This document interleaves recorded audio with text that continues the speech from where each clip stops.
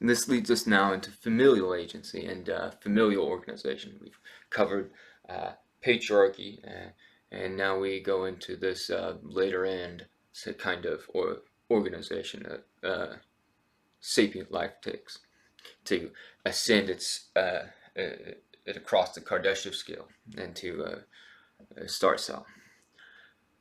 So FA, familial agency. Familial agency seeks to maximize the health of the family by honoring the system's rights. We have a mother analogy. When you think of familial agency in economics and organization, it's the relationship between a mother and a child. You have this growing kind of agency with the world, where it's seeking to grow the world instead of prey on the world. Uh, and there's an economics of this. There's a kind of money you'd want, a kind of uh, government you'd want. There's a kind of economy you'd want to elicit this care on the system. These maternal things that are done.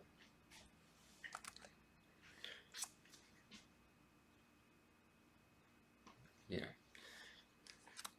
So, uh, adaptations of this familial agency, this familial mind state. We have empathy. Empathy is a huge part of it. Love, acceptance, forgiveness, uh, and understanding. These things help the agency to bond other mind states, other people, to bond to other people and work together with each other. These in a way is the control. These the old control memories of fear and money and using that to control people. It's much more like a mother to child control, where the child will do stuff for its mom, and the mom will do stuff for its child because they love each other. You where we have a control of the world through that kind of love, where we're obligated to each other and their needs. So, evolution of adaptations.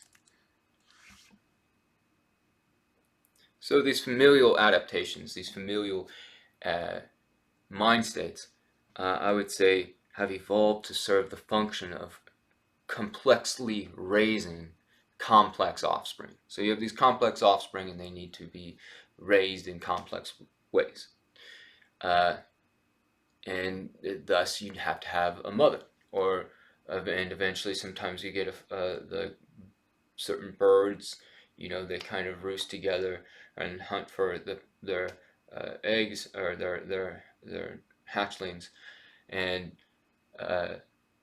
so it gets to the point where it starts off with the mother, but both get involved over time, even more and more so. Even when I believe it was like some weird study. Oh my god, it was on the radio, but it was like since the 30s, I believe, like the amount of time fathers spend with their children, I believe, and doing housework increased by like 30 or 40%, maybe even more than that.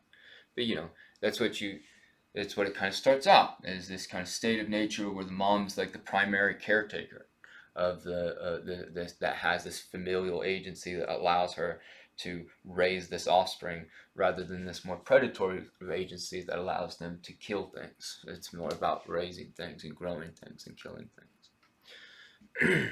But both of them can have it. So familial agency elicits familial social justice, true justice, astral justice. This justice recognizes that people have rights, such as a right to water, food, clean air, shelter, education, freedom from sexual or physical harm, among others. To deny or violate these rights is to oppress that person. It recognizes that historically there have been all these different oppressed groups that are deprived of their rights and have been designated betas by the patriarchy. In the U.S., the patriarchy historically has been white landowning males, but this has changed over time. We can't go expect from monarchy to full-fledged democracy. It's the evolving out of patriarchy is a series of steps. Uh, the colonies started out as a kind of patriarchal monarchy, then changed into representational democracy, or representational patriarchy, I'm sorry. So the colonies went from patriarchal monarchy to patriarchal representational patriarchy, where it's like pseudo democracy, where white landowning males are still in control of the patriarchy, but they vote, so it's less patriarchal. So then it changed over time, though, into more equal representation democracy, where women and people of different colors could vote. America has been a progression into an ever more democratic familial state. Ergo, it's not so much that America is a set of static values. I hear that a lot. It's like these are American values, but really the value of America is that it's evolving. Its values kind of change based on this kind of understanding of liberty, of freedom, and what the founding fathers were like envisioning and trying to make.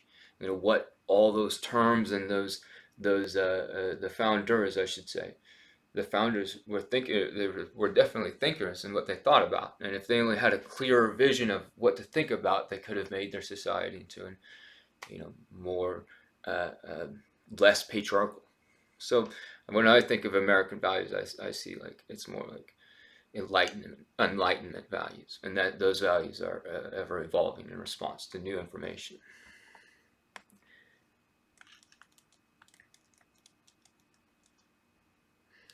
So, and it's evolving from what I view America as is this evolving system from patriarchy into democracy, and the Kardashian ascending up the Kardashian scale. That's how when I think of American values, that's what I think of how it was this change, this big step away from patriarchy, and it's been a bunch of steps since then to ever less patriarchy. So, familial organizations.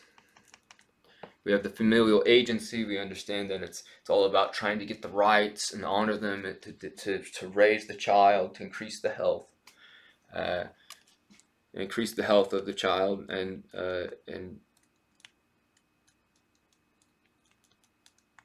that there's these different oppressed groups of the patriarchy, and that social justice and familial agency has been fighting for those people's rights, and to fight against this kind of oppressive patriarchal state of nature.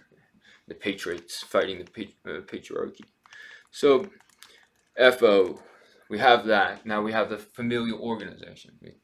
With the adaptations of this organization, it's more circular in its control rather than triangular, where the members of the group have a portion of control over group decisions.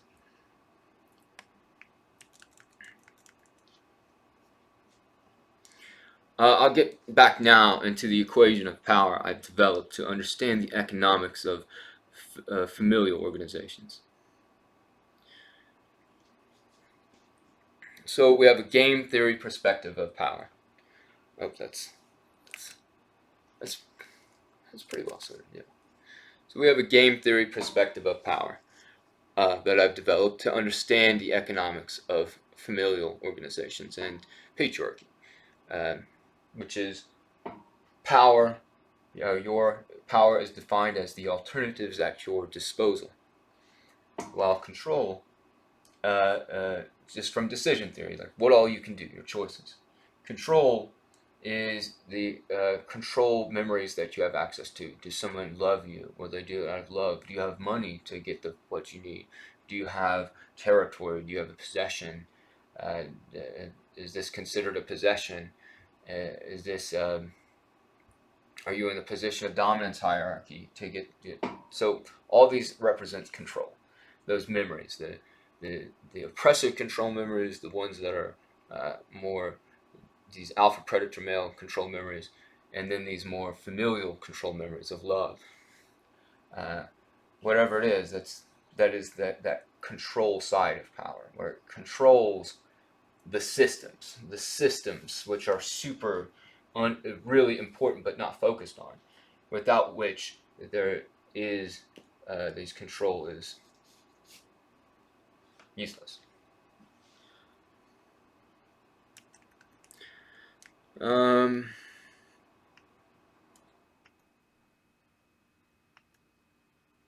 so this side of power that FM concerns us with, familial organization concerns itself with, this system side. The systems of people, emotion, knowledge, technology, animals, plants, the earth, air, and water are what gives us power, these systems. Money, this control, as I said, is just our current main way to access this real power that allows us to make the decision, to breathe, to drink, to go out in our car, to drive. What's making all these decisions possible isn't control so much as it is the systems that are being controlled.